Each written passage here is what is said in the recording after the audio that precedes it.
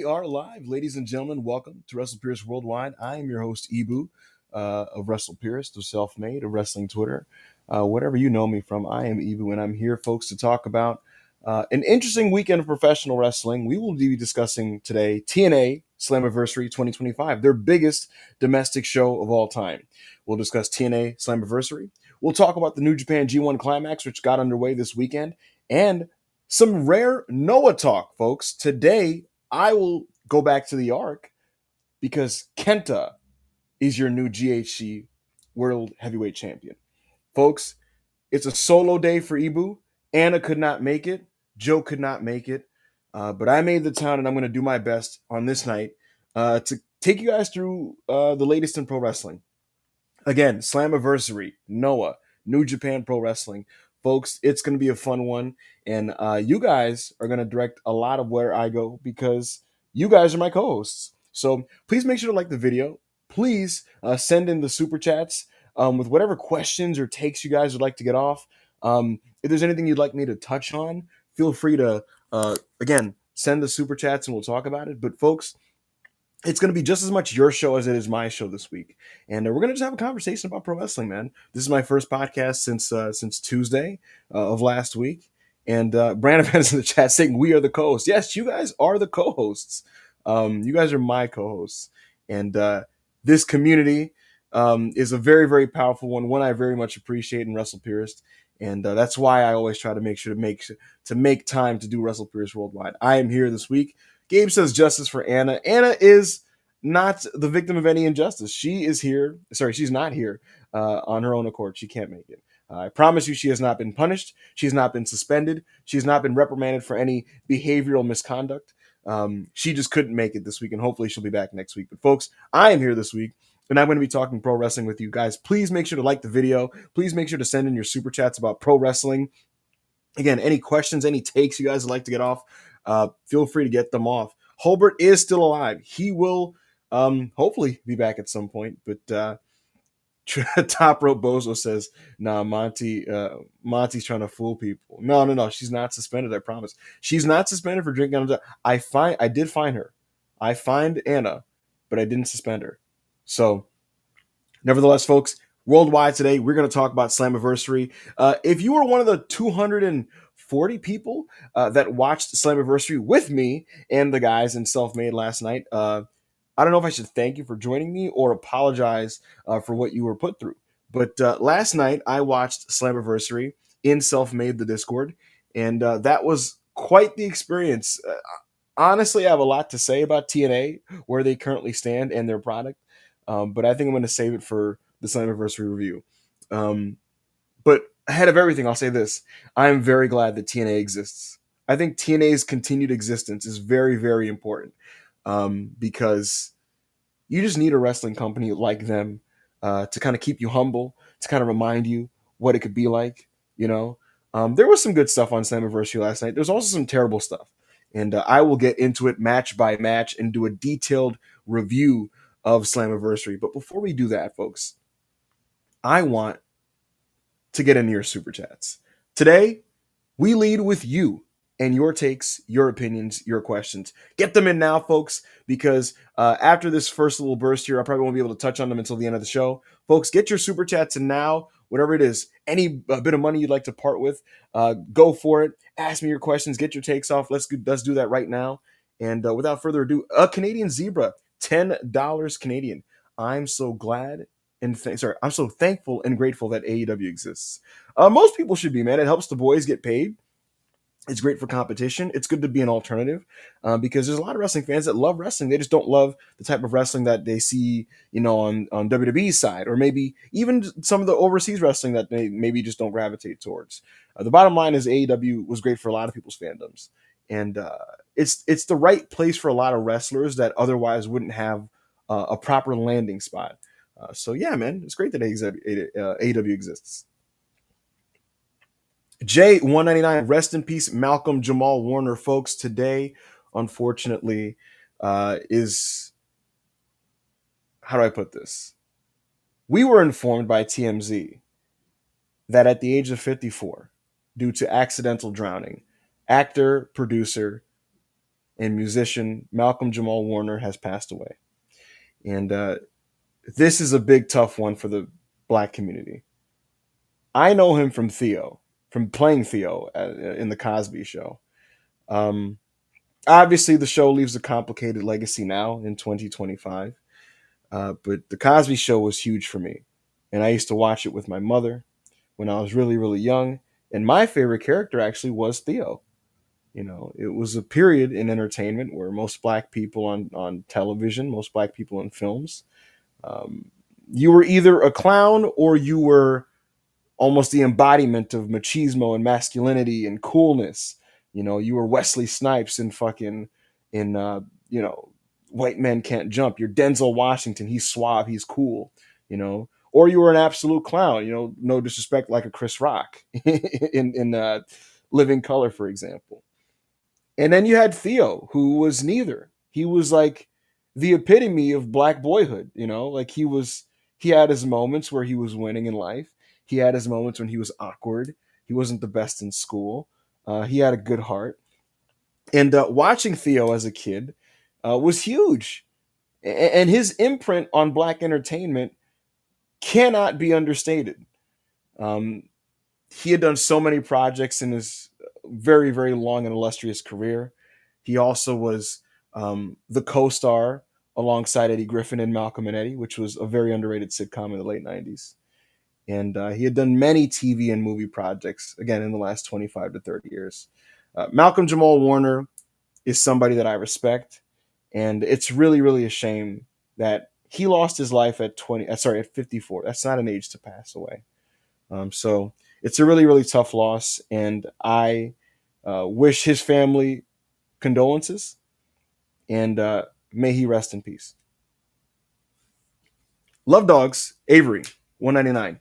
Ibu, are you going to do another Raw watch along? No, absolutely not. Brother, it's already difficult to do a 2 hour solo show without anybody. You know how hard that would be if I had to do this show and take up dead air and talk for 2 hours and then do Raw right afterwards? That's fucking insane. I can't do that. So sorry, I can't, Avery.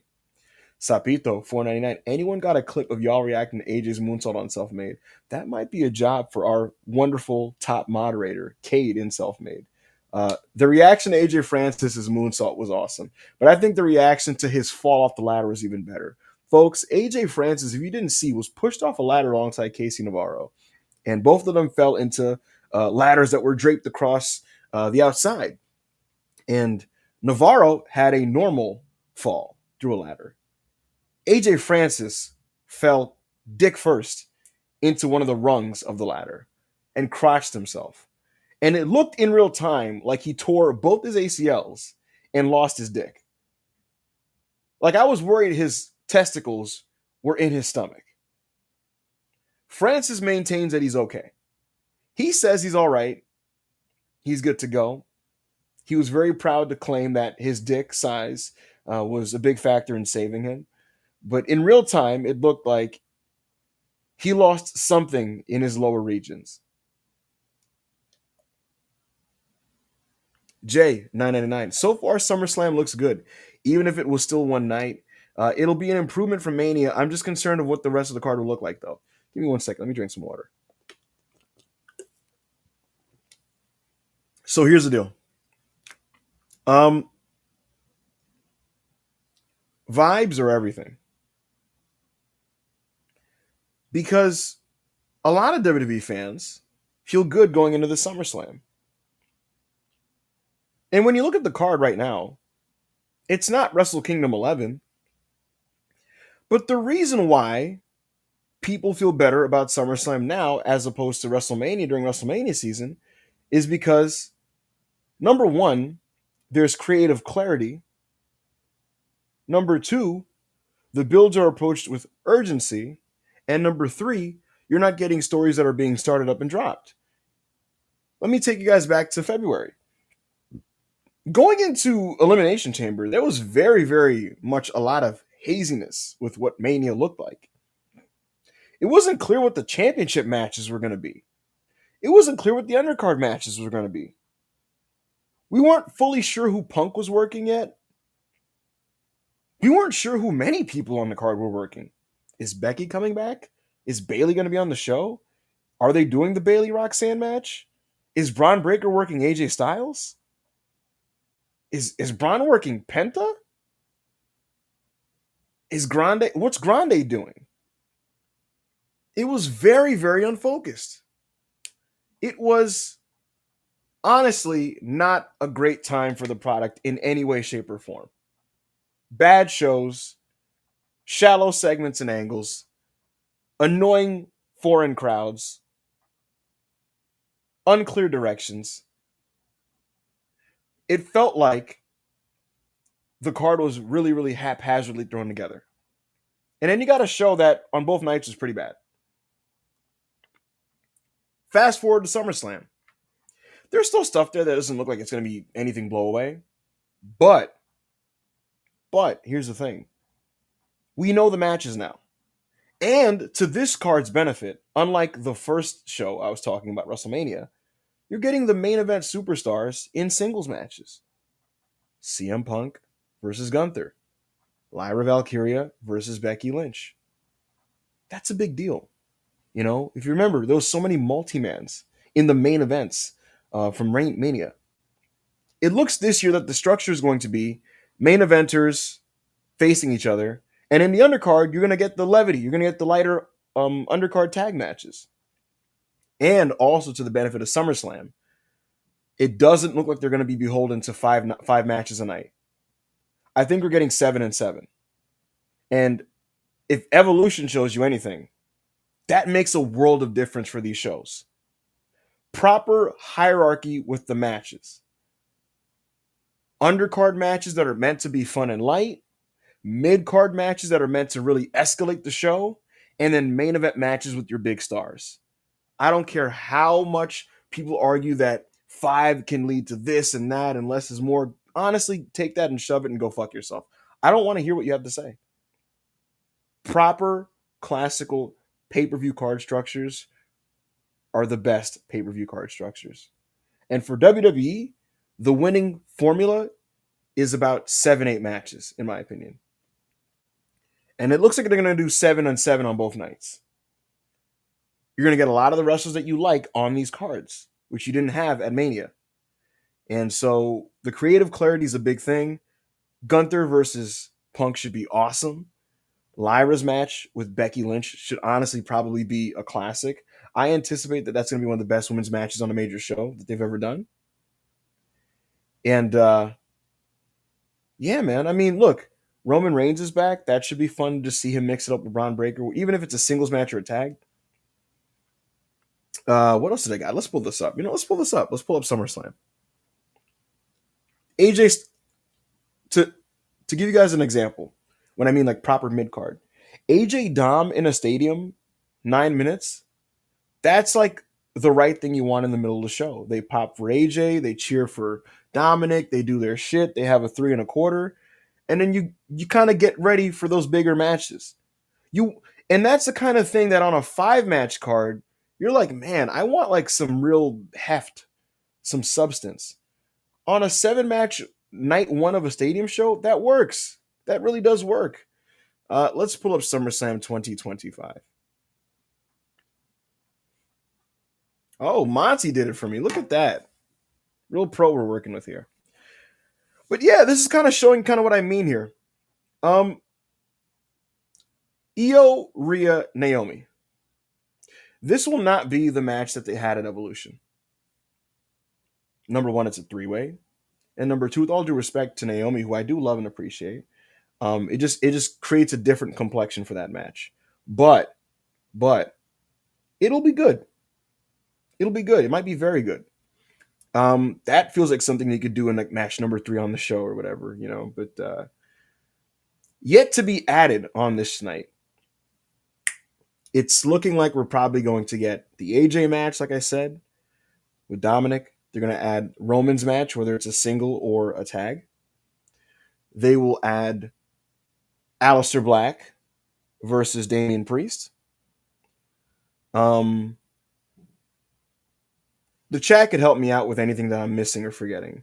The women's tag title match. That's another thing that, like, a couple weeks ago, I would have been like, I don't know about that. But Roxanne and Raquel Rodriguez, they work well together.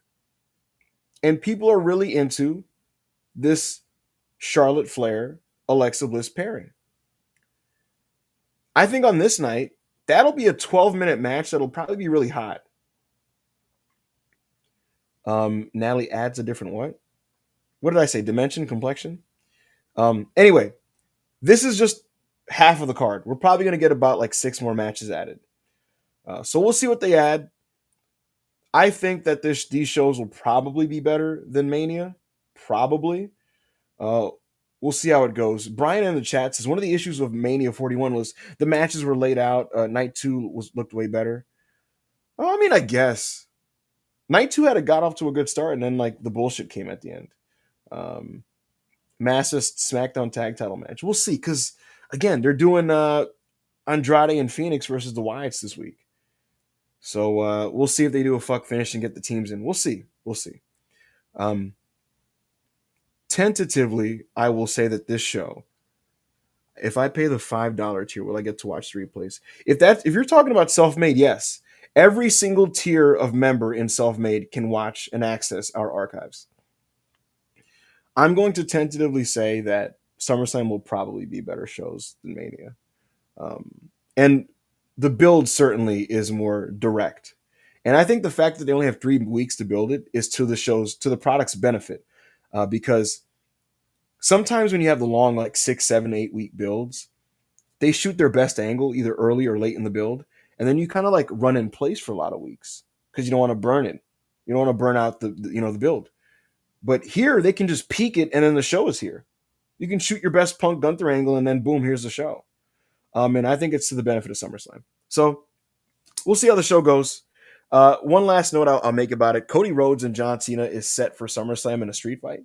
And I already made a tweet about it, but we'll see about that one, man. A lot of WWE plunder matches stink, if I'm being honest with you. If I'm just being truthful. A lot of WWE plunder matches don't have the tone that I look for in grudge matches in wrestling. Sometimes they're too reliant on the furniture, the toys, Slim Jim tables, kendo sticks, trash cans. That's not my thing. And the thing about it is, with a lot of WWE plunder matches, your best bet is creativity and fun and entertainment. And so that can work in an undercard match. That can work with a mid-card match of 2 guys that are just, they're out there to entertain you. They're not out there to convey animosity or hatred. With John Cena and Cody Rhodes in a main event, and look, let's be real, they're going to main event night 2. You want them to convey like actual animosity, disdain, hatred. I'd like some violence. But you don't really get that a lot out of modern WWE. Cody Rhodes has been able to achieve this a couple times. And he's even been able to get blood through. He got blood in the match with AJ Styles. This Cena match can go in one of 3 ways. Option number 1. There's a real focus on creating an environment and a tone of hatred. Real hatred.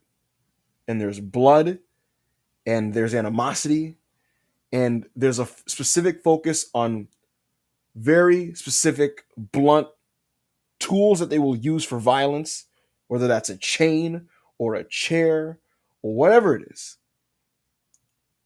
That's my preferred option, and that's also the least likely option we get at this WWE Stadium Premium Live event. Option number 2 is spectacle. Is we do a big room, big stadium match where there's big time set pieces with the announce tables and the barricades and stuff set up around the ring, and it's a spectacle. And even if it doesn't create a vibe of like animosity and hatred, it's the right match from a big stadium perspective, and the big spots carry it. And the best example of this is Brock Lesnar and Roman Reigns at SummerSlam 2022. That match was fun and a real thriller from an entertainment standpoint. That's very possible. And then there's also the third option, where this stipulation exists purely to allow for a cavalcade of run ins, of big entrances, of entrance pops, and of cutscenes. That is the WWE 2025 main event norm now. And that's what I don't want to watch. I have no interest and no time for that. But it's very possible. So I guess we leave it up to Cody Rhodes. And we have to just trust in the judgment of Cody Rhodes and hope that he knows what he has to do to make this match good. And he's facing some challenges. Let's be honest, guys. John Cena is very limited. He's very physically limited. And his work doesn't look very good. He doesn't have a great working punch these days. And by minute 7, he's already doing the AAs because he has nothing else. Let's call it how we see it. So it's a challenge. I can't really conceive of many great versions of Cody Rhodes and John Cena in 2025. But that's where I decided to just be a fan and sit back and let the wrestlers figure something out. Let's trust the judgment of Cody Rhodes and let's see what he does. He's aware that the first match was poorly received. So what are you going to do about it, Cody? What are you going to do about it? Natalie H, €2, said, put on some Raw, Ibu. Let's watch a real company. I'm not going to put on Raw, and I will be watching that on delay on my own time after I eat dinner, after the Raw review. Sorry, after this podcast. Natalie H, an additional €2, says, you are the co-host, so do we get paid? Or well, you guys get paid in my love and enthusiasm. It's Luger says he don't know you, Ibu. Luger, for a shoot, Cody Rhodes does know who I am.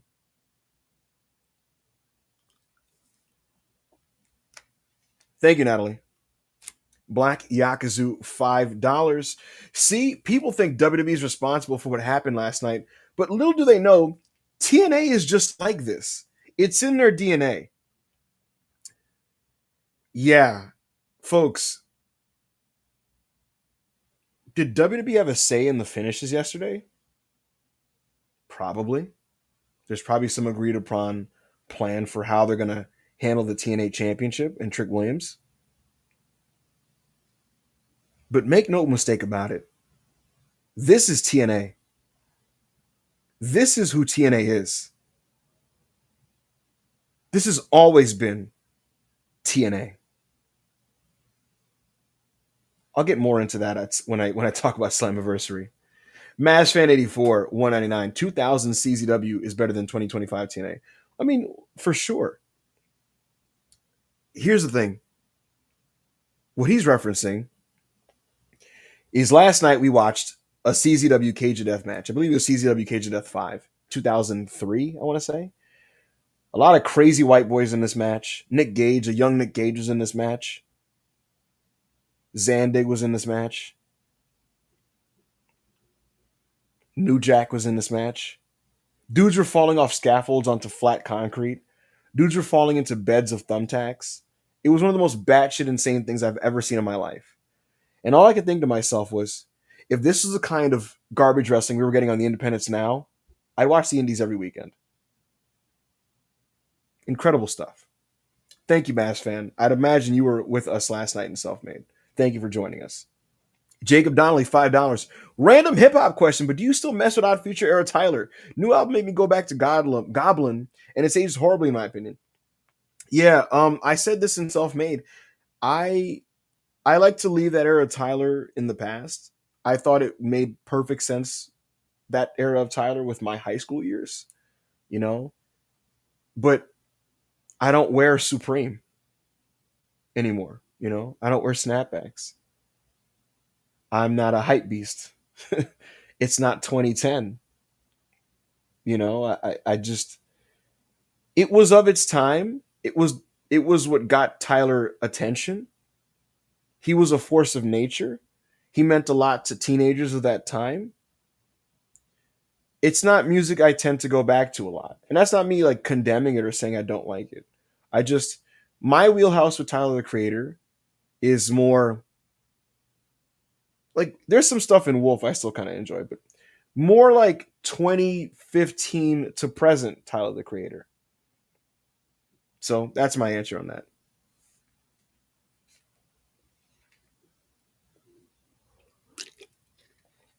Darren Walker, €2. We're getting Hardys versus Dudleys in Big 2025. Yeah, yeah. That's TNA's big headline match that they want to put on Bound for Glory. It's insane to me. And Devon Dudley literally has a bunch of health issues that caused him to retire. That might be really sad. Mask 499. It would have been funny if Styles offered Leon a Fed contract yesterday. Let's be honest. Do I even need to say it? Thank you, Mask. Van Jiminator 499. AJ's okay, it seems, but when that bumped, happy, I yelled Jesus like Joe, then laughed so hard tears started coming out of my eyes. Priceless. Yeah, that was an insane bump. Monty, I have to check to make sure my laptop is charging. So while I go and do that, I'd like you to play the Rikishi clip.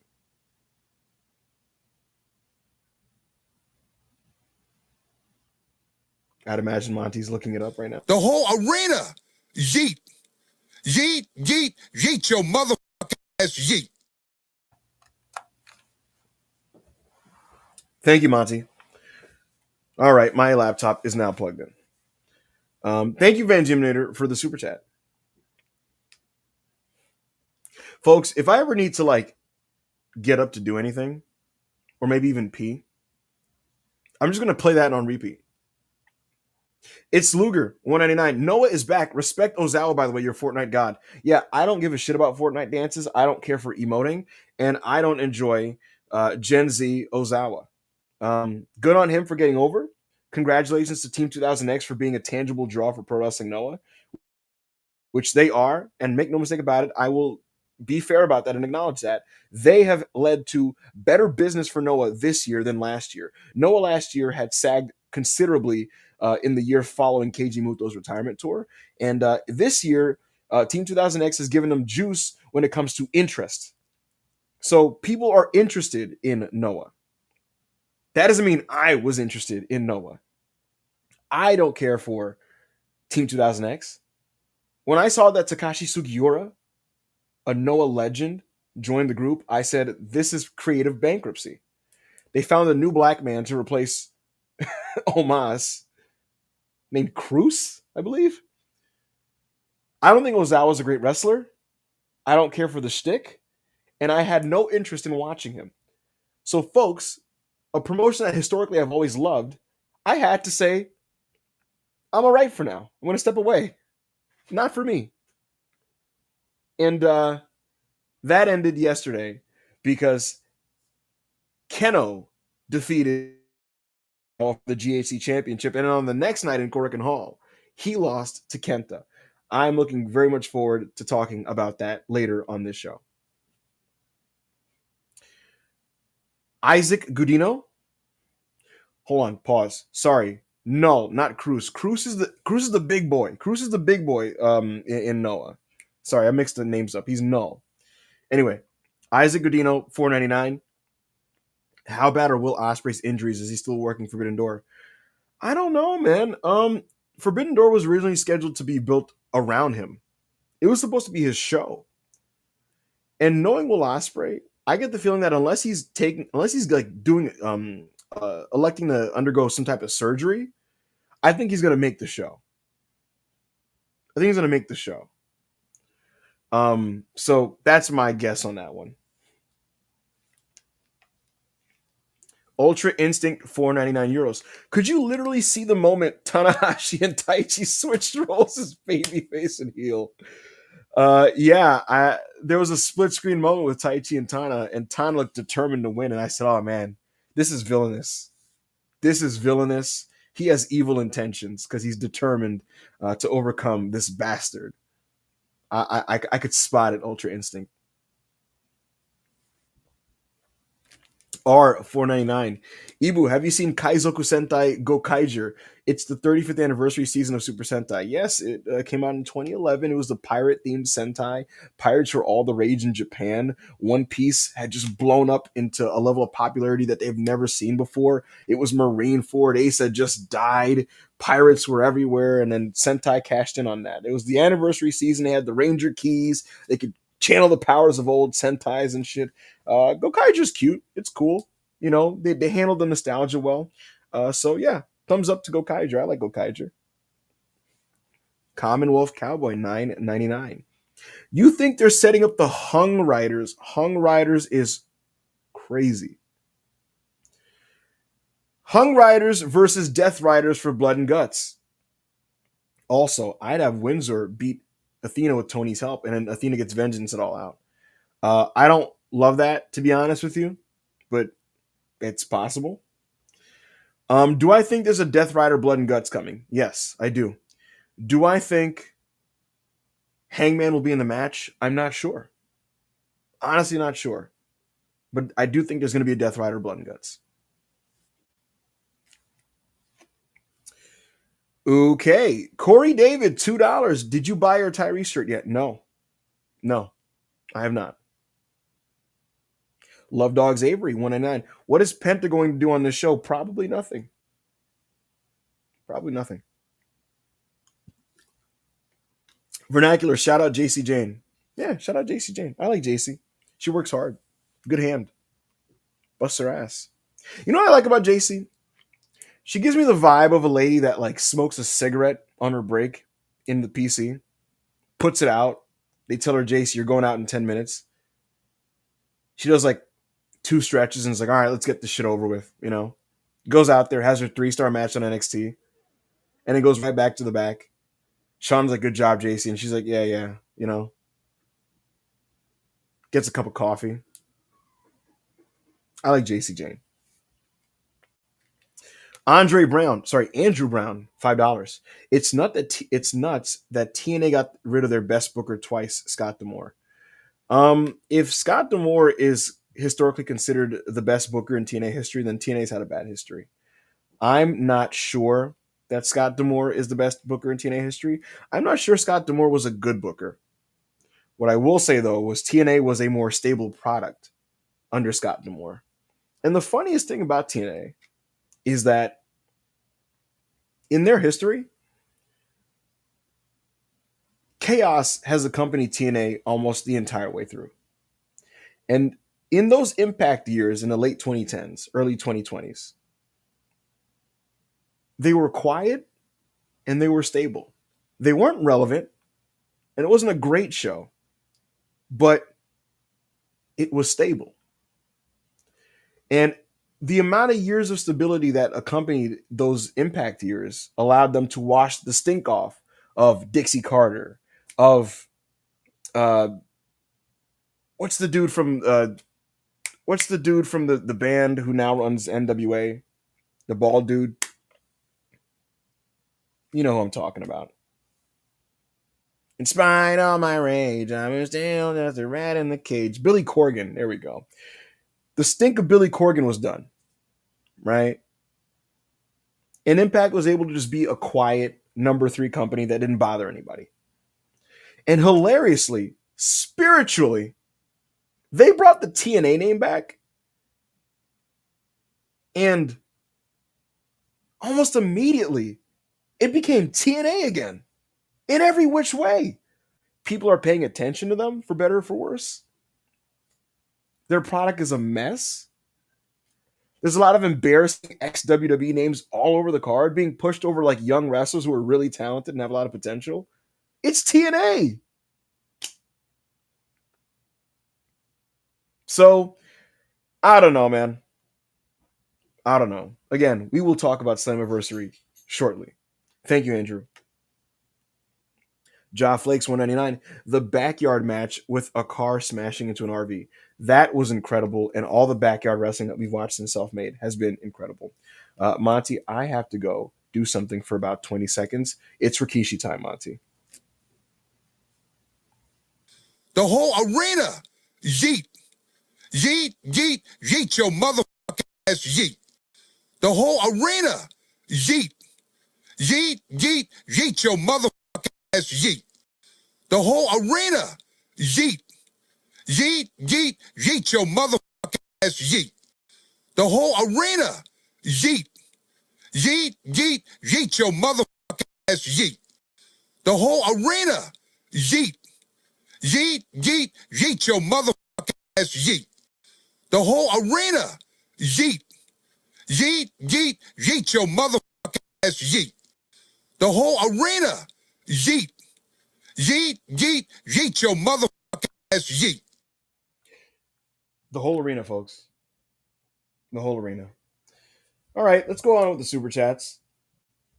Thank you for that, folks. Lobie Warsaw, $5. What's the plan for the unified title now that Hangman is crowned? I thought it was supposed to be equal to the AEW title, but I can't see that now. I mean, I think that they think it is. They're doing Okada versus Swerve Strickland. Those are two top guys, especially Swerve. So I think in their view, that's a big match. Folks, that's going to be one of the two big matches headlining Forbidden Door this year. Hangman Page has a pretty notable title defense scheduled for Forbidden Door. And I'm sure you guys can predict it. So, again, Swerve and Okada, that's a pretty big match. You know, like I don't, that doesn't scream mid card to me, you know? So, there you go. Haslow, 12, $2. Guns update, how's Colton, hoping he's good? I have no idea and I have not asked, but I can ask. R199, Ibu, have you seen Gokaiger? Already read this one and I answered it. Playboy Borby 199. Do you see Kaito Kiyomiya going to WWE? I don't know, and I don't care. What I do know is Kaito, if he was a man, he would have left to do something else 2 years ago. He got embarrassed by Kazuchika Okada. He got his balls ripped out in front of everybody, and he's lost all the momentum. And now he's not even like the top guy of Noah anymore. And at first, when Noah did this to him, it felt very undeserved and illogical and ill-advised. But now it's like, does he deserve to be Noah's top guy? I would say no. A couple of years ago, Kaito looked like he was one of the brightest young stars in Japanese wrestling. I wouldn't say that now. I really wouldn't. He's lost all sense of self. I watched the guy and he still does the Muto cosplay stuff and it's embarrassing. Keiji Muto was one of the most unorthodox wrestlers I've ever seen. And a lot of his physical movements and gesturing and facial expressions were very unique to him. So much so that if anyone ever emulated it, it'd be like, why are you doing that? That's like a Muto thing.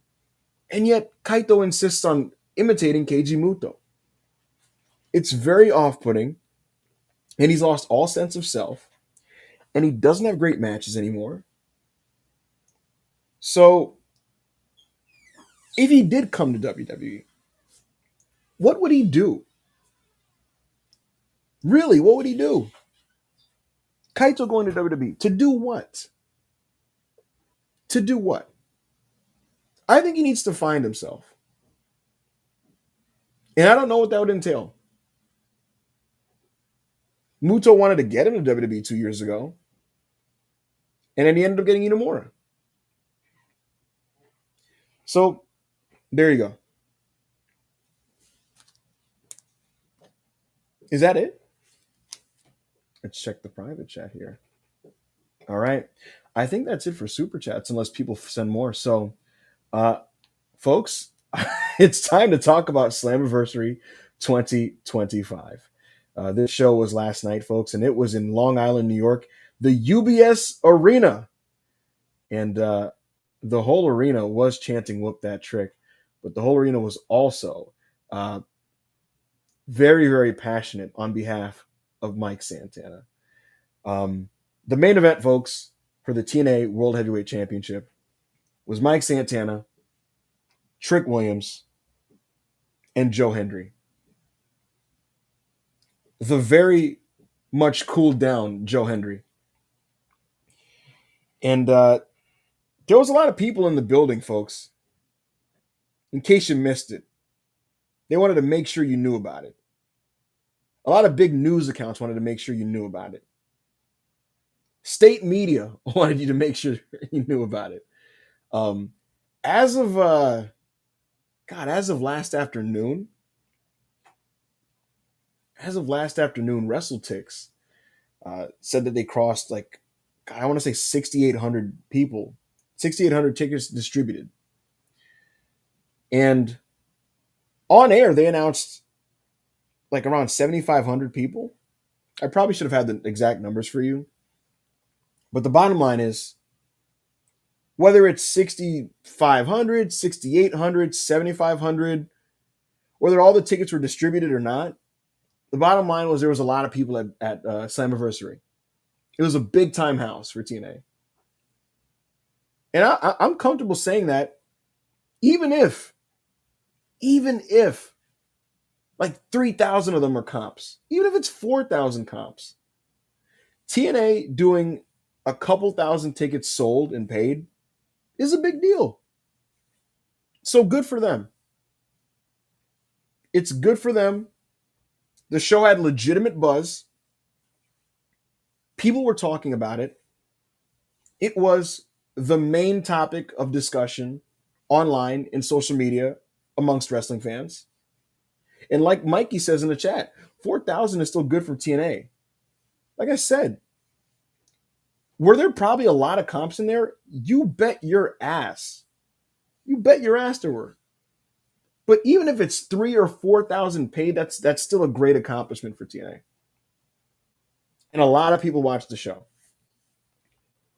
Big time house, Long Island, New York, UBS Arena. Pretty close to Mike Santana's neck of the woods, relatively speaking. Mike Santana's a New York native. He's from the Bronx. He's a Boricua, loud and proud, as he proudly proclaims as anytime he gets an opportunity to. And Mike Santana is pretty clearly the best all-around talent TNA has to offer in terms of upside, in terms of charisma, in terms of crowd connection, in terms of the wrestling. He has it all. And he went to TNA to refine himself, to reclaim himself. And this is the best version of Mike Santana that has ever existed. Ever. It was his moment yesterday.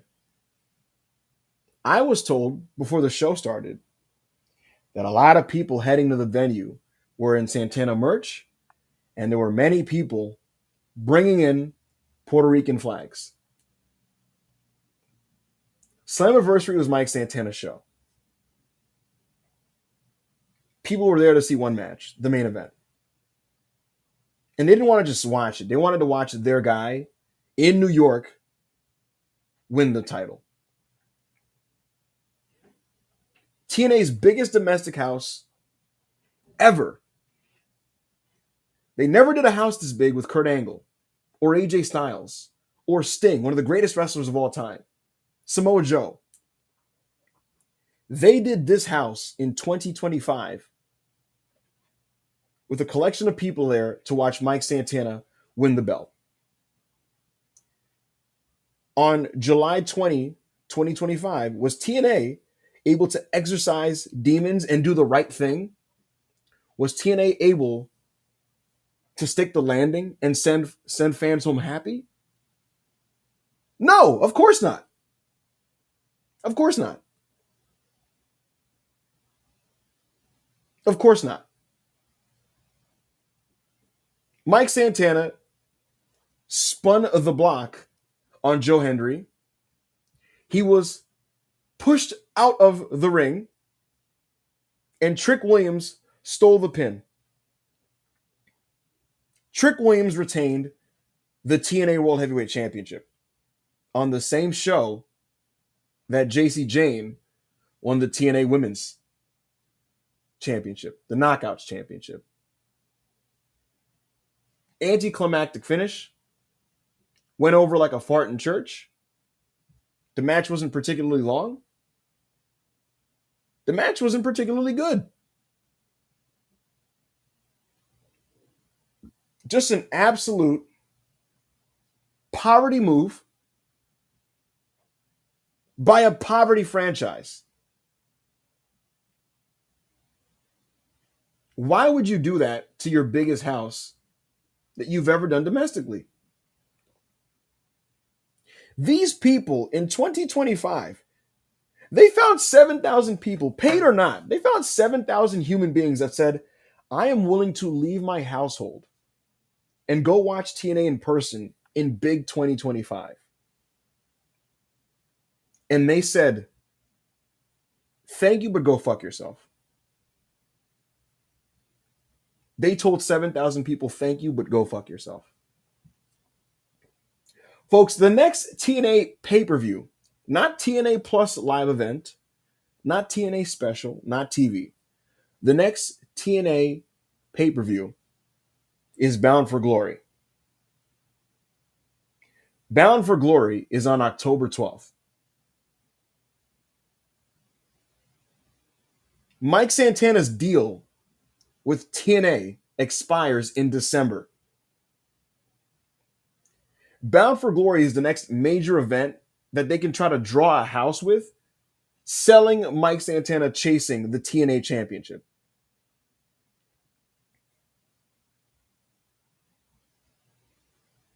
Bad teams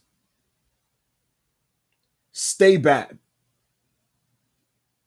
in any form of media and in any sport. That's what you see usually. Bad teams are bad for a reason, and they stay bad for a reason. And they don't know what to do with opportunity. They don't know what to do with success. TNA had a chance yesterday with the eyes of the wrestling world watching them to say, listen, man, you guys can say whatever you want about TNA.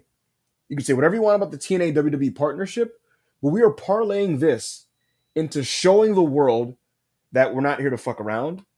We're the legitimate number 3 promotion in America. We are a promotion to be respected. And we are crowning the wrestlers that we believe in on this night. And you're going to see us showcase those people to the best of our ability. And you're going to say, coming out of this show, you know what, man? Fair play, TNA. Shout out to Masha Slamovich. Shout out to Leon Slater. And man, that Mike Santana is a superstar. That guy's he's a guy. Instead, they played in the faces of everybody. But again, that's how bad teams stay bad. This is nothing new. It doesn't matter who is running this company. It doesn't matter if the Jarretts are owning it. It doesn't matter if Dixie's running it. It doesn't matter if Billy Corgan's in charge, Bully's in creative, Tommy Dreamer, Scott D'Amore, Delirious. This is TNA's DNA. It's their identity. And that's coming from a guy, folks, who grew up loving TNA, who supported TNA, who rooted for Impact to beat Monday Night Raw in the ratings. That's who you're talking to. But this is TNA's DNA. Word to Matt Morgan. And they never know when to pull the trigger on a guy. They're always terrible with timing. They were terrible with timing with Samoa Joe almost 20 years ago. But to give a recent example, last year with Joe Hendry. I don't even care for Joe Hendry. I don't think he's any good. But he was over. He was hot. And they waited months to crown him. By the time he became the champion, their specific audience, and I'm not talking about the WWE TikTok audience, I'm talking about the TNA fan audience, they didn't give a shit anymore. They didn't give a shit. So in the main event, in a bad match, I should say, that was a bad wrestling match. Wasn't very long. Santana and Hendry open up with like awkward lucha libre. And Trick, pretty early on, is written out of the match. And he's out of the ring. Because even in an 11-minute multi-man setting, Trick's bag is so limited that he has to take a 5-minute nap. He comes back in and he steals the pin. I don't really get it. And the worst part about this is, there is upside to Trick Williams having a run in TNA. There is. TNA's roster has a lot of veterans, a lot of people that have been around the block. Eddie Edwards, Frankie Kazarian, Eric Young. TNA, if nothing else, has a lot of solid pros that know what they're doing. But it's not like Trick is in TNA working a 4 to 5 date a week house show schedule where he's working these guys on the road. No, they're just a TV company like all these other promotions now. And he's largely working bad wrestlers. He did one of their shows. Was it Emergence? I don't remember the name of this fucking thing, but he did like a big match with Elias. What are you going to learn from Elias? So it'd be one thing if they're prolonging this because Trick is getting some great reps and great experience. And when he comes out of the TNA thing, he's going to be a fully formed, finished product worker that WWE then can finally call up and he will realize his potential on the main roster. But I don't really see that happening. Trick is still Trick. So I don't get it, is kind of the long and short of this. Someone help me understand what I'm missing here. How this show was going to be received was always going to depend on the main event. It was always going to depend on if the landing was stuck. And it was not. Santana had a live entrance too, man. He had that big Puerto Rican dude, a fake fucking Fat Joe rapping him out to the ring. That dude was lit. I was excited. I'm like, man, Bronx stand up, New York stand up, Boricua stand up. But it didn't matter. There was a Harlem choir singing Trick out. That was pretty cool. The entrances felt big. The match felt big. But they just didn't do the right thing. That's the bottom line there. They didn't do the right thing. And they're probably going to crown Trick in a singles match against Santana. The question will be, do people still care by the time that they do it? And I want to make this very clear now. Most people are criticizing the booking decision to close the show. Most people are, and rightfully. It deserves to be criticized.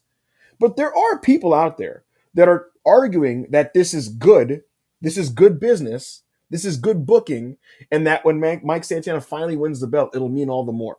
And I want to make it very clear that if you're one of these people, you are a bot and you have horrible wrestling instincts. You literally have Stockholm syndrome for some of the worst eras of professional wrestling. You quite literally do not know what you're talking about. And your frame of reference is like the worst shit of all time. The idea that you should delay the big win isn't always the right idea. Moonlight in the chat says moment farming, literally. And I'll tell you what, folks. If come Bound for Glory, they draw 9,000 fans, I'll come on WrestlePurists Worldwide and I'll eat crow. And I'll say I was wrong. But I'm willing to bet an entire month's worth of WrestlePurists salary that they will not top this house on October 12th. In fact, I'd be willing to argue they don't do half this house on October 12th. Just a hunch. Just a hunch. Commonwealth Cowboy in the chat says, imagine delaying Hangman's moment because they're doing the Berglund Center in his hometown area. It would make no sense. Here's the other funny thing about it, folks. Bound for Glory is in Lowell, Massachusetts. Lowell, Massachusetts, dude. What? Caden says the Bound for Glory venue is half the size. It's half the size, but the max capacity, they could still get 8 to 9K in there if they do Super No Vacancy in a small set. But they're not going to have to do Super No Vacancy in a small set. They're not going to get to 8,000. They're not going to get to 5. Let's be real. Let's be honest. Let's end the psyop. Let's end the state media propaganda nonsense.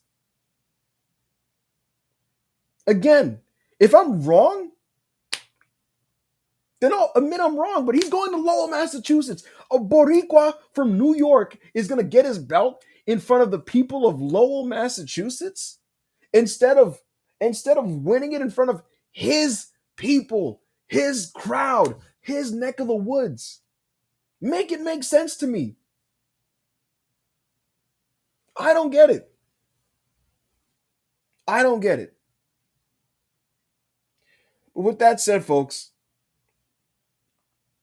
let's take it to the top. For some strange reason, I'm Googling Slammiversary on Cage Match, and I can't find it on Google, which is weird. So I'm going to go off the dome, unless Monty can pull it up for me. The show opened up, folks, with Mustafa Ali versus Cedric Alexander. And there it is, 3.39 on Cage Match.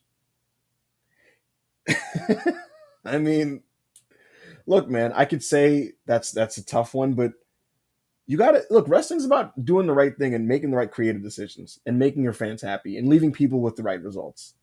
And they didn't do it. So that's what you get. You get a 3.39 on Cage Match. What do you want? Worth mentioning is that in the pre-show, the fourth rope guys, including the former Enzo Amore and Zilla Fatu, were in a tag. And I honestly, off the top of my head, cannot remember who was on the other team except for my guy, Steve Macklin. Jake Something was also on the team. I think Macklin's awesome. I thought his resurgence and reclamation project in Impact was very well done. That's one of the creative achievements that I will credit to Scott D'Amore. The rebranding of him as his hard-hitting, hard-nosed ex-military dude. Well done. Mance Warner was on this team. Look at the names I just named, folks. Mance Warner, Jake Something, and Steve Macklin. These are talented guys. Why are they on the pre-show? I know I don't watch Impact every week, but these are legitimately talented men that wrestled on the pre-show in like 5 minutes to fourth rope, and then they did the job. But I had to watch 15 minutes of Indy Hartwell and Tessa Blanchard, accompanied by Victoria Crawford on the main card. I don't get it. Enzo got the pin. He pinned Jake Something. I was told that Something is under TNA contract, which makes it all the more baffling that he's not pushed in this company. But again, it's TNA. It wouldn't be TNA if they didn't have a good sense of where people should be positioned on their roster. So, of course, Jake Something, of course, Mance Warner, and of course, Eric Young. I mean, Young's a veteran, so I can get it with him. But of course, the other two guys I named are going to be below the card, underneath Fandango. Like, make it make sense. Make it make sense. In the opener, Cedric Alexander faced Mustafa Ali. Ali still does the politician gimmick. He came out with a bunch of people. Among them was Tasha Steelz. And they had basically a cosplay NXT TakeOver opener. I'm not a big fan of Mustafa Ali personally as a wrestler. They did some stuff here. There was a back body drop on a steel steps. We got some kickouts. And truthfully, this was like every wrestling trope you've ever seen before. And in that way, I thought it was kind of derivative. The ejection spots, the distractions, the finisher, and then the delayed pin, and then the kick out, the shocked faces, so on and so forth. Shout out to the 205 Live boys. They had a respectable match. I would be operating in bad faith if I called this a bad wrestling match. But I wouldn't call this a great match either. So this was decent. This is a decent opener. And Mustafa Ali lost to the lumbar check. Grant Hudson said Ali did a Mania 25 taker dive. Yes, he did. Monty, if you don't mind, I'd like you to just zoom in on the matches because I can't read it from there. But off the top of my head, if I'm not mistaken, Dark State were in the second match. It was Dark State versus the System and Matt Cardona. And I gotta be honest with you guys, this match went 6 minutes and 43 seconds. And wow, I root for the Dark State guys only in the sense that, like, man, PC guys, ground up. You want to see you want to see these young men flourish into something and get going because NXT's men's division needs new blood. But man, are they not ready? 6 minutes, and it felt like 15, and it felt like they didn't even have enough to give you to get you through 6 minutes. I don't know, dude. Um, Saquon Sugars is the former Lucky Ali, who was a very good wrestler in DPW. Um, at this point, I think the other guys, Griffin, Lennox, Cutler, they're just not ready. So in that respect, they probably should stay in TNA. But I feel like you needed guys a little bit more ready for this gimmick. They need to wrestle for another 2 years before being pushed on television. The match was it was a 2-star match. It was just there.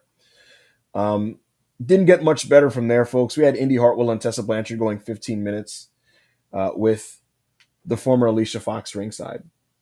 I don't have much to say about this, but it wasn't particularly good. Wasn't particularly good. I'll tell you this though. I'll say something nice. Indy Hartwell, I think she's having a better feel for what her offense should be relative to what her frame is. Indy has always been an awkward wrestler because she's like a very like lanky, tall lady. And when you have that frame, you have to wrestle to your frame. You have to wrestle to your size. And Indy tries to do conventional wrestling, which just doesn't fit her lanky frame and size. And I think now she's tailoring her offense a little bit better to um, her frame. Still wasn't a good match though. And I just didn't need to watch 15 minutes of Tessa Blanchard. After that, things got a little bit better. Cage match, didn't love this one. I thought this was pretty good. Masha Slamovich and JC Jane, NXT Women's Championship versus Knockouts Championship, winner takes all.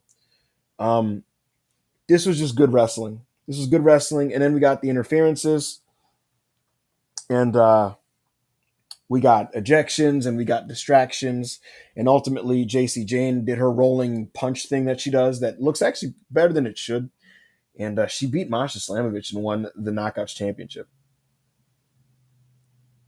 Um, that's kind of crazy. JC Jane is now a double champion. Uh, I just I don't get it. I like JC Jane. This was a bit overbooked, but again, I thought this was a pretty decent match, pretty solid, pretty good match. Um, and at this point, I'm like, I don't know what's going on here. I don't know what's going on. I forgot to make mention that Tessa Blanchard crashed out after losing to Indy Hartwell, and in response to this, she starts beating up Gia Miller. And Santino was in the back, and he was like, "How dare you do this to Gia Miller? That's she's a broadcaster. You are suspended." He kicked her out. She got sent out by security. She was yeah, she's suspended. So I want you guys to do the math on where Tessa Blanchard is probably ending up now. Enjoy NXT. Enjoy that. X Division Championship, Leon Slater versus Moose. The last time I watched TNA, Leon Slater was a part of an Ultimate X match where he was about to win, and then falling from the X scaffolding thingy, he got speared by Moose and lost. So they built to a singles match with Moose and Leon Slater. And the best thing I could say about this is that Leon Slater is really, really cool. He's so sick, dude. Good look, has been hitting the weights, really likable, really charming. In a lot of ways, very similar to Javon Evans in that way. And I watch him and I think this company should market this kid. They should build around him. They should uplift him and everything that he's about. He should be what TNA is about. He wins the X Division Championship here. He beats Moose. This is pretty good. This is pretty good. And like Big Man Dog says in the chat, he has a good size, man. I like Leon Slater. He's a good talent. 20 years old. Good for him. Friend of the channel. He wins the X Division Championship. Congratulations to him. In the post-match, AJ Styles comes out. He puts him over. And he comes out to Get Ready to Fly, which earned a huge pop out of me. This is one of my highlights of the show. The aura was auraing. And, man, I was marking out for the fact that AJ mentioned Jerry Lynn and Amazing Red. You know, when people do the TNA nostalgia, when they shout out people, like, yeah, they name Christopher Daniels. They name Samoa Joe. They'll even name Homicide. But when Loki gets mentioned, when Jerry Lynn gets mentioned, when Amazing Red get mentioned, that moves me, dude. That 2002 to 2004 era TNA is very, very lost to time. When they mention that weekly pay-per-view era, like there's so much underrated shit from that time. So that was really nice. That was really nice. And AJ puts over Leon Slater as the future. I can report that Leon was not told about this. He was not told that AJ would come out and cut a promo in front of him. In fact, AJ was scheduled to do something else on this show that they ended up not doing. But AJ comes out there. He shouts out the Asylum years of TNA. He shouts out Leon Slater. And he puts the kid over. It's a nice moment. It was nice to see. It was nice to see AJ in TNA. I wish he did an angle. I wish he had a match. He just cut the promo. I'll take it. I wish he did more. Nonetheless, we go from that to a 4-way ladder match. And I think my hot take on this is my favorite thing on the show. I'm not sure. I don't know if this was good, but it was wildly compelling. This was terrifying. I was worried for the health and safety of multiple people. The Nemeths versus the Hardys versus the First Class versus Radicals. Not Radicals, the Rascals, I'm sorry. Myron Reed was sliding in for Trey Miguel, who was injured. AJ Francis was wrestling in this match alongside Casey Navarro. And Nick and Ryan Nemeth were tagging against the Hardys. Huge car crash. You couldn't look away. It was terrifying. AJ Francis did a moonsault that he wasn't caught for. AJ Francis went on to then get crotched on a ladder. Jeff Hardy was determined to hurt himself. He did a swanton off the top turnbuckle to the outside through a ladder. Did not break because he wasn't high enough. I saw that and I'm like, Jeff, you're too close to the ladder. It's not going to break. And so Jeff, of course, in peak Jeff Hardy fashion says, let me do it from the other side, man. Let me go out and fly, man. Still doesn't break the ladder, doing it from the other side. Because of course not. At one point, Jeff Hardy summons this like, I don't know what those things are called, but those ladders from the ceiling. It's not like a real ladder. It's like a rope thing. I don't know what it's called. But he tried to climb that. He ultimately does successfully. The Hardys win the tag belts. Good for the Hardys. This was very funny. This was very dangerous. This was very compelling. I think it was my favorite thing on the show. Following this in peak TNA fashion, you couldn't leave well enough alone. Bully Ray pulls up. And he takes a really, really, really long time to get to his ultimate point, which is basically Team 3D versus the Hardy Boys at Bound for Glory. And the funny part is he starts it off and he's like, we made history 25 years ago. And I'm wondering, how are they going to circumvent mentioning Edge and Christian?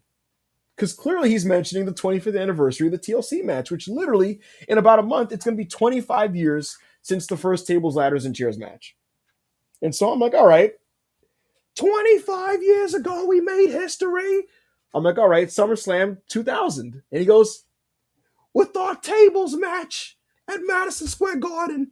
And I'm like, okay, all right. Now, don't get me wrong, that was a great match. That tables match is really underrated, Rumble 2000. But that's not what people talk about. People talk about the TLC match. They talk about the Triangle Ladder match in Mania 2000. But I get it. You can't mention Edge and Christian. He takes a really, really, really, really, really long time to get to his ultimate point, which is basically Team 3D versus the Hardys. Chat, remind me what year it is. I'll wait.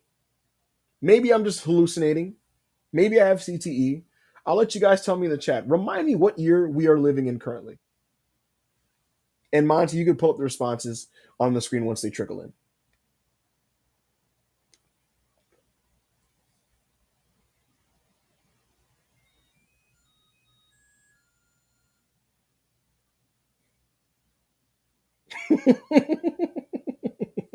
Tristan said 2000. I wish we were in 2000. I wish we were in 2000, but no, we are in 2025, folks. We're in massive, gargantuan, gigantic 2025. And it's looking like we're going to get the Dudley boys and the Hardy boys one last time. And here's the thing, I'm not even one of these hashtag smarter people that hate the Dudleys, but Bully Ray in 2025 is deeply embarrassing. And Devon is in no condition to wrestle. That match, the fact that it's happening is a farce, but that match is that it could be deeply embarrassing. We follow up that embarrassing note with an embarrassing main event that, as I already talked about at the top of this thing, Santana did not win. So overall, Slammiversary was a swing and a miss because with the eyes of the wrestling world watching them, with everybody focused on them, with people waiting to see if they were going to do the right thing, they did not. They didn't do the right thing. So it's hard to give the show a thumbs up. Anything I liked like moderately or ironically, you know? So I can't call this a good show. It's the biggest in their history. It had the world talking. It had a ton of buzz. And I just thought that they made themselves look bad. I don't know what other word. They just, they looked bad. And their 2 world titles are held by NXT wrestlers. Shout out to Carlos Silva and TNA, I guess. And for those of you planning to watch Bound for Glory, you enjoy that in October. We're going to shift gears. Do we have any super chats? If so, we're going to get into those now before I get into the Japanese portion of the show. So let's do that now, folks. You have an opportunity to get some more super chats in. I'm going to read them, and then we're going to go into the G1. Corey David, $2. What should Inamura do next? Also, any NXT in the N1?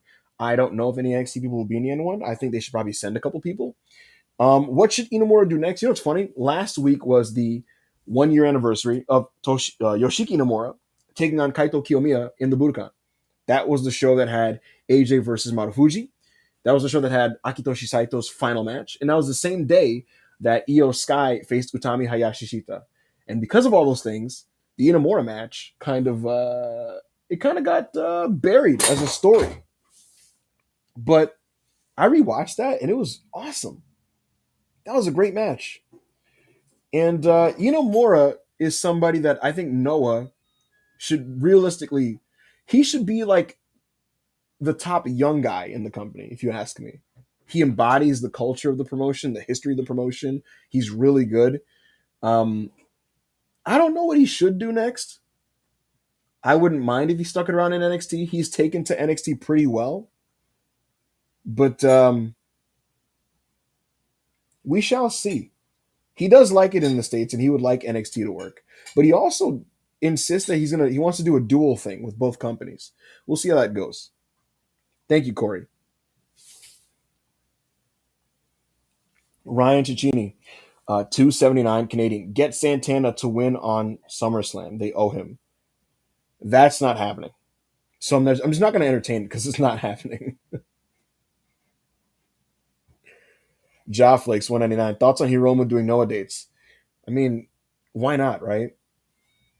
His career has stagnated in New Japan and they're not moving him up to the heavyweights. What is there left to do? How many times is Hiromu Takahashi going to wrestle El Desperado for the junior championship? So why not do some Noah? Gonad Death, $5. People calling men in their mid 30s like Santana and Ricky Young stars is hilarious, man. Yeah, it is. It is. But at the same time, Santana, 34, in modern American wrestling TV, that is like, up and like, not up and comer, like, oh, he's Dante Martin, but like, that's how old Swerve is, and that's how old like Hangman Page is. So like, 34 is like a good age for like you when you're hitting your prime. That's like when you hit your prime, in my opinion. So there you go. Thank you, Gonad Death.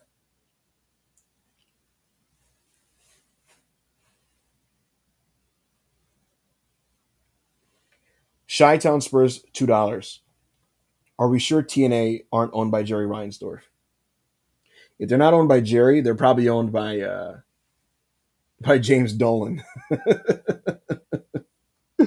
So, what can you say? You know what I mean? What can you say? Thank you, Chi-Town. J 199. NBA comps for wrestling promotions. That's interesting. I think WWE are the Lakers. I think TNA are, my God, the Sacramento Kings. CMLL are the Boston Celtics. AEW are the Oklahoma City Thunder. That's what I would say. New Japan, let me think. New Japan, they're I already took Knicks and Celtics. I mean, Lakers and Celtics. So that's tough because they're historically, they've been around a long time. I'm not sure what I. All right, New Japan are the Bulls. There we go. That's a good one. New Japan are the Bulls. You know. So there you go. Corey David, $5. Why doesn't WWE send out talent they're not using, like send talent to AAA, Marigold, Noah to get reps? Corey, you're preaching to the choir. I agree with you. I completely agree.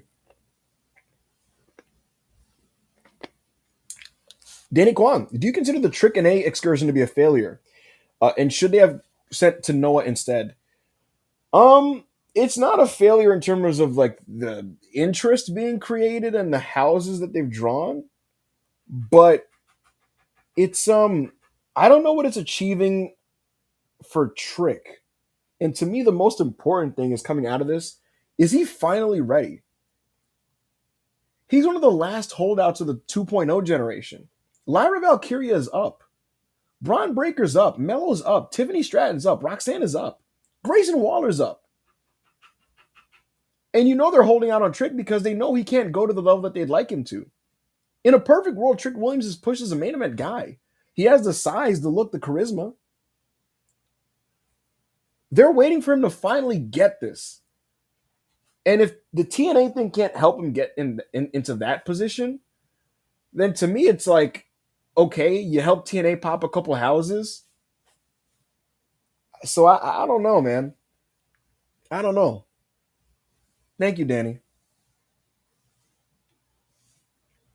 Andrew Brown, $5. Trick is 31 years old as a prospect. Compare him to someone like Saya Kamitani, who's 3 years younger and was as long as a career as Trick. Yeah, I mean, I'll say this: it's unfair in the sense that Saya has probably wrestled 3 times the amount of matches because her schedule is far more active than Trick's. But that's the flaw. That's a WWE problem. That's why they should just do more house shows. If anybody that says that like reducing house shows is a good thing, you're a fucking idiot. You're an idiot. The NXT wrestlers should be wrestling 4 times a week, 5 times a week. All right, it's G1 time. Monty, I'm going to recalibrate and get my information and notes up. It's Rikishi time, Monty. The whole arena. Yeet. Yeet, yeet, yeet your motherfucking ass yeet. The whole arena. Yeet.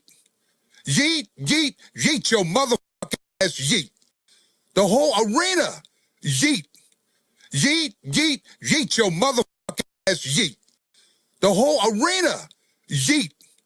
Yeet, yeet, yeet your motherfucking ass yeet. The whole arena. Yeet. Yeet, yeet, yeet your motherfucking ass yeet. The whole arena. Yeet. Yeet, yeet, yeet your motherfucking ass yeet. The whole arena. Yeet. Yeet, yeet, yeet your motherfucking ass yeet. The whole arena. Yeet. Yeet, yeet, yeet your motherfucking ass yeet. The whole arena. Yeet. Yeet, yeet, yeet your motherfucking ass yeet. The whole arena. Yeet. Yeet, yeet, yeet your motherfucking ass yeet. The whole arena. Yeet. Yeet, yeet, yeet your motherfucking ass yeet. The whole arena. Yeet. Yeet, yeet, yeet your motherfucking ass yeet. The whole arena. Yeet. Yeet, yeet, yeet your motherfucking ass yeet. The whole arena. Yeet. Yeet, yeet, yeet your motherfucking ass yeet. The whole arena. Yeet. Yeet, yeet, yeet your motherfucking ass yeet. Alrighty, I'm back. I was back for like a minute, and Monty was just he just kept it looping. I was like, I'm back, Monty. But nevertheless, folks, it's time for New Japan Pro Wrestling. The G1 Climax is underway, and not a lot of buzz going into this tournament. A couple injuries. Hiro Okigoto had to withdraw from the tournament, which really, really took a lot of the wind out of my sails personally, because Goto was my wrestler of the year going in. And his injury, it comes at a really, really tough time. And it just sucks not being able to watch him in the tournament, because he was one of the guys I was going to rely on to have great matches. And now the question becomes, who will provide the great wrestling on these G1 nights? New Japan is in a bit of a weird place right now, and they're in a bit of a transition period. And in a way, there's a lot of guys that are solid, that are young, but nobody is distancing themselves from the pack as the unequivocal, undisputed top young prospect that should absolutely get the ball and run with it. So this G1 is a good way to evaluate where things stand with that. And a lot of those key young guys are in the tournament. Yuya Uemura is in the tournament. Ryohei Oiwa is in the tournament. Yota Tsuji is in the tournament. Gabriel Kidd is in the tournament, but more on that later. So it's time to evaluate, see where things stand. The first night was pretty decent. It was a pretty decent night of wrestling. People are mentioning Takeshita. I'm talking more about like the homegrown domestic guys. Obviously, if we count Takeshita, he's like by far the best young wrestler in New Japan Pro Wrestling. And to me, I think he has the inside track to win this tournament. But on some level, I think that's kind of sad. If you're one of these Reiwa kids, right? If you're Yuya, if you're Tsuji, if you're Shota, if you're Oiwa, you should be offended that a guy can walk into your promotion, an outsider, and snatch your chain and just take your spot and be above you immediately. That's not even how New Japan operates. Most eras of New Japan don't allow guys to just come in from the outside and circumvent and bypass a bunch of young guys that they really like. And if that does happen, that means that, I think to me, that's like a pretty bad sign for how the office feels about you. For Takeshita to immediately leap over some of these guys means that Tanahashi and company don't yet have the confidence and belief in some of these existing guys. And again, I'm not saying that's unfair, but I think if you're one of those talents, you should be upset about that. And I would hope it would light a fire under you to really take this thing by the horns more. Why are you letting Konosuke Takeshita show up and snatch your chain? Caden is having an aneurysm in the chat about the meaning of domestic. Well, domestic refers to homely, homes and stuff. And New Japan is the home that I'm referring to here, within the home of Japan. But whatever. We're arguing semantics. Night one of the G1 was Saturday, July 19th in Sapporo, Hokkaido, in the Hokkaido Prefectural Sports Center. They did 2,579 fans in attendance. And I'll say this about the night. It was a pretty breezy watch. Pretty breezy watch. And a lot of the matches kind of just came and went and were what they were, and they were pretty direct. And I liked that about it. I was worried that they were going to have a lot of grabby matches that go 20 minutes and are really reaching for something it doesn't need to be. But that didn't really happen. Didn't really happen. You're looking at these match times: 4 minutes, 9 minutes, 9 minutes, 11 minutes, 10 minutes, 13, 5. It's not bad. It's not bad. Real quick aside, Pylons in the chat said they weren't pushing Shingo like this. That's what I'm saying. Shingo is an incredible wrestler. He's one of the greatest wrestlers in the history of Dragon Gate. And he comes from Dragon Gate to New Japan. But because that was a New Japan that had Kota Ibushi and Jay White and Okada and Tanahashi and Will Ospreay, they weren't going to go, okay, Shingo, you can leap these guys.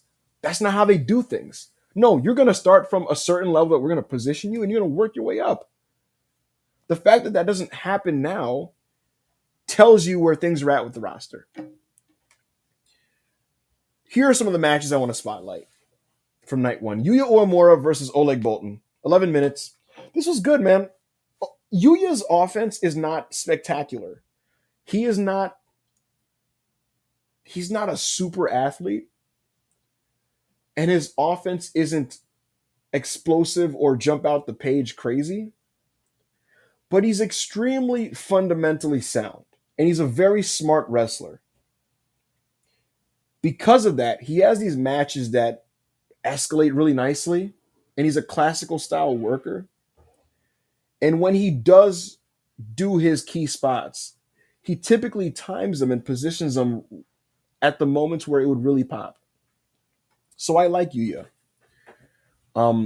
Has he realized the potential that I saw in him as a young lion? Not quite.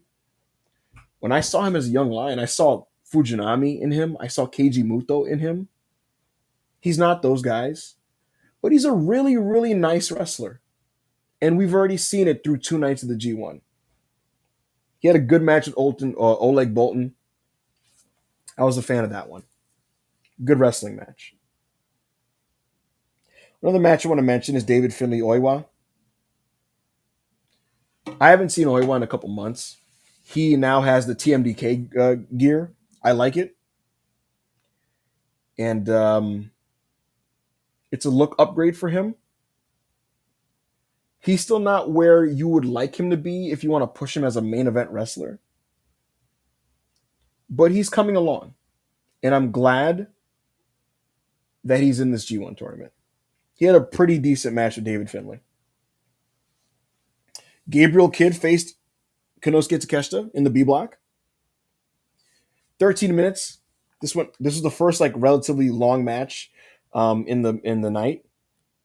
And very good. Very good. It's basically exactly what you would expect from these two guys. Exactly. You know what Gabe's routine is at this point. And Takeshita only has one gear. Hard-hitting offense, fire, good amount of intensity. This was really good stuff. To spotlight, I was told to watch Ren Narita versus Zack Sabre Jr. And respectfully, I don't get it. I didn't get this one. I can't do Ren Narita. I think him joining House of Torture has sentenced his career to death, realistically. And it's a shame for that to happen for a guy this early into his career. He's 27 years old, if I'm not mistaken. already in House of Torture doing the whole like t-shirt bullshit thing, you know. To his credit, he actually tried to wrestle. But yeah, him and ZSJ just it didn't do it for me. Fine wrestling match. What wasn't fine though was Hiroshi Tanahashi and Taichi. This was awesome, and I think it's better than cage match would suggest. They went 20 minutes, and look, Hiroshi Tanahashi can't really move. He can't run or jump or do much of anything physically these days, but he's still the ace, and the brain still works, and he still knows when to do what, and the people still love him, and he has the connection. This was the best match of the tournament so far, purely off of Tanahashi's instincts and his ability to time things. Hiroshi Tanahashi is one of the best wrestlers of all time. That's not news to anybody. And on this night, the ace was the ace. And he had a great match with Taichi, who is pretty much one of the two best wrestlers in this promotion. So it was nice to see that. And that was a great main event to the first night. On the second night, I didn't watch as much of this one, but I had a look at this. I'll give you guys the results. In the B block, Gabe Kidd forfeited his match against Zack Sabre Jr. He has hyperextended his knee. I'm not quite sure when this happened, and it's honestly a real shame. You know, for whatever people want to say about Gabe Kidd, you don't want to see a guy get injured like this, especially a guy that like New Japan is high on. It's just a shame. And I also want to make a note real quick on the night before when Gabe Kidd was facing Takeshita. Chris Charlton did a good job. He was explaining the stuff that Gabe has been doing in AEW, and he made sense of it in a way that kind of like made it consistent with his motivations as a character in New Japan. Basically, drawing a through line for why he did what he did in AEW, and he basically explained that everything that he was doing with the Death Riders was done so that Gabe could get close to Shibata and fight his mentor. So that was cool. Good for Charlton. Gabe has forfeited his match against ZSJ. He did not want to commit to pulling out of the G1. So we'll see if he can make it back. We shall see. I wonder if it's a work. Callum Newman defeated Hiroshi Tanahashi. Drilla Maloney defeated Shota Umino. Oleg Bolton defeated Oiwa. Yoshihashi defeated Ren Narita. David Finlay defeated Sonata. I will not watch another Sonata match. Shingo Takagi lost to Great Khan. Oh boy. Evil beat Yota Tsuji. Great. El Phantasmo defeated Konosuke Takeshita. And in the main event, Yuya Uemura and Taichi had the second best match of the tournament. This was very, very, very good. And the struggle at the end when Yuya was trying to do his overhead suplex thing, that double-armed overhead suplex, was tremendous. This was a very, very good match. And if you watched it, it'll be worth your time. So before we move on to Noah, I will read you guys the standings. Evil has 4 points already. He has jumped out to the lead in the A block. Yuya Uemura is tied for second place with Callum Newman and Hiroshi Tanahashi and Oleg Bolton, Oiwa, Finlay, Sonata, and Tsuji. All of those men have 2 points. So everybody's on the board except for one, and that man is Sonata, who has 0. In the not the B block, the B block, Yoshihashi and Drilla Maloney are both undefeated, and they have 4 points.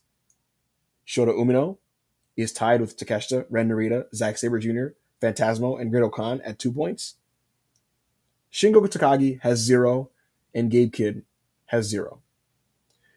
2 nights in, and I will keep you guys covered and updated next week with where things stand in the G1. But for now, folks, let's take a great voyage and depart New Japan and jump on the Ark because we're going to talk about some Noah. Noah this weekend had 2 shows in Korakuen Hall. And on the first night, Keno won the GHC championship. He beat Ozawa and ended the reign. That has happened. That's existed since the beginning of the year. And that raised an antenna for me. They immediately set up Keno versus Kenta for the next night. Kenta came back to Noah at the top of the year. And Kenta is somebody that I'll say up front, he's somebody that looked completely finished and depleted at the end of his New Japan run. And His body is shot. Physically, he's kind of shot. But there's something that's been reawakened in Kenta, in Noah. And we saw it last night against Keno. The best way I could explain this is it's a body language thing. It's how he projects himself. It's a tone. It's an energy. It's a feeling. In Noah, Kenta was defiant. He was mean. He was pissy. He was indignant. He had a fuck you attitude. Didn't take nothing from anybody. That was Kenta in Noah. He'd smack you in the face and wait for you to do something about it. That's Kenta. In New Japan, he worked a more conventional style. He worked more conventional types of matches. There was an Americanization to his approach to wrestling. And beyond anything, he didn't act like Kenta. He became far more shtick heavy in the later years of his New Japan run. And now back in Noah, across from a guy like Keno, who respects and idolizes Kenta, there's just a vibe of like two men who don't want to give an inch. Two men who want to prove to the other man that they're tougher. There's a vibe of machismo when these guys get in the ring that used to be prevalent in Noah's heyday and in their baseline DNA and identity that's generally lost in Japanese wrestling.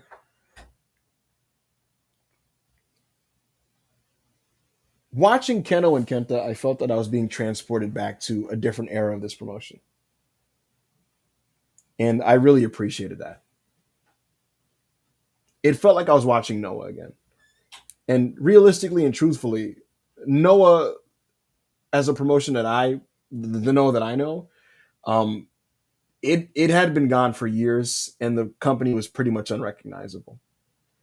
But even though the ring was not green in the literal sense, the match that I watched from Korakuen Hall felt like a green ring Noah match. Again, Kenta is not the same physically. But he was pissy. He was angry.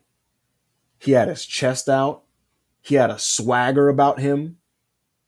And he wanted to bring all the nastiness to Keno, and Keno matched his energy. They kicked each other. They slapped each other. They chopped each other. They kept it simple when it comes to the strikes. And it was mean. It was spiteful. It was hateful. But again, it was done in a way where it's not even like an I hate you thing. It's just this is what I'm about. And you're not going to move me off of that or show these people that we're wrestling in front of that you can do me better than me. This is who I am.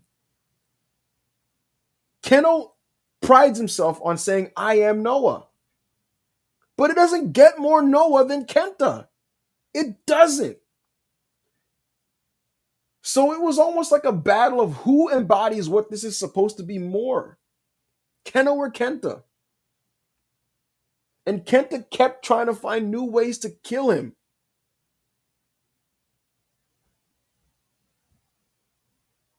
But he wouldn't die. Refused to die. This was moving. And again, to me, it was really just the tone. I just loved the tone. It was nice to re-experience that again because you don't get it anymore. It's fleeting now. This is a type of wrestling that's dying. The generation before Kenta, those guys are the meatheads. Those are the big burly dudes, the big barrel chests, the Sasakis of the world and the Kobashis. They had their own version of like toxic masculinity Japanese wrestling. The generation after the Kentas, they're the we're gonna kick you and hit you really fucking hard generation. And it's another form of toxic masculinity. And it's dying, it's gone. It's not something you get replicated from the younger wrestlers coming in. And beyond anything else, stylistically, it's very, very, very specifically Noah's thing. And in an era of wrestling where wrestling is globalized and homogenized, and everyone works a Western structure of some kind outside of CMLL when it comes to the conventions of how the matches are constructed and presented, Kenta and Keno had a pro wrestling Noah specific to Japan wrestling match. You're not going to see guys just kicking each other and slapping each other on Raw. And when they do it on a Dynamite, on a Collision, it'll feel like cosplay if they do that. So, even though this is a cliche, Keno and Kenta for one night restored the feeling. They really did.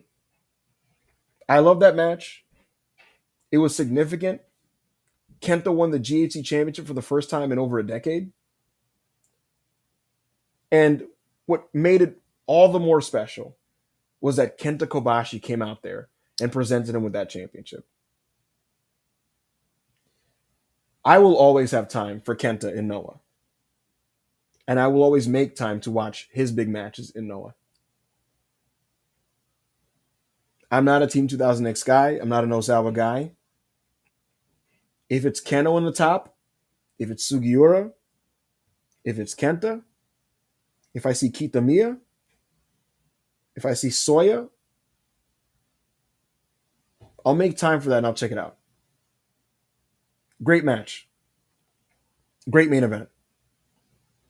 And I'll tentatively say that I will be watching Noah again. Though I will say, them running Marufuji and Kenta back is flying too close to the sun. That might be a little bit too much dip on the chip. Just saying. Let's close this out with some super chats. Monty, do we have any super chats left before I go watch Monday Night Raw? Ryan Cicchini, $6.99 Canadian. I know you weren't a Nozawa guy, but dude reinvented Drew and brought to life Snow. I'm aware. People are allowed to acknowledge these things that are literal facts and still not like it. Ozawa drew for Noah. Ozawa brought interest to Noah. He fulfilled his metric duty. But that doesn't mean I have to like it. People are saying you can't say you're about to watch Raw. I mean, I cover the show and I get paid to cover it. You know, what do you want from me? I'm actually, and I'm lying too. I'm not even going to watch it right away. I'm gonna go eat, then I'm going to watch WWF Raw. Was that the last super chat? If so, this has been a fun show. And I know there's no Anna, there's no Joe, you know, and I know you guys love those guys, but I did my best by myself. And if you guys stuck through me doing a whole solo show for 2 hours, I thank you. I thank you, and I appreciate you guys. You guys are the best. Thank you so much for the support. And I'll catch you guys tomorrow on the Raw review with Rob. Cade in the chat says that the Slammiversary sync will be in the space. Sorry, what? Fuck, what? The Slammiversary. What he's basically saying is that the replay for the Slammiversary stream will be in the Discord. So there you go. Audio only. If you have $5, join Self-Made, and you'll get access to our entire archive, including Slammiversary, and so much more. Sorry, I had like dyslexia for a second there. Shout out to Cade, who is an incredible moderator for the Self-Made Discord. At SelfMadePW is a Twitter handle, and the link is in the bio to join our Discord. $5. Folks, I'm going to get out of here. I am tired and hungry. Good night. I'll see you tomorrow.